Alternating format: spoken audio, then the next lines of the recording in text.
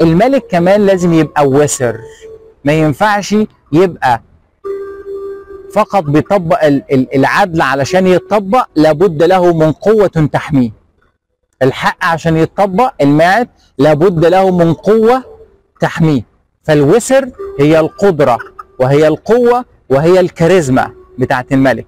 لابد للحق من قوة تحميه، اللي استعارها السادات في الحرب بتاعته والكونسبت بتاعه، واصبح لمصر درع وسيف. فلابد للحق من قوة تحميه. عشان كده لازم يبقى فيه وسر، لازم يبقى فيه قوة، لازم يبقى فيه قدرة على ان انت ترد الظلم عن نفسك.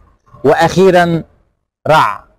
رع هنا هي دايما الحاجة اللي المصريين كلهم كانوا شايلينها على راسهم. رع دي او القرص بتاع الشمس ده بيمثل الروح البشرية المشرقة.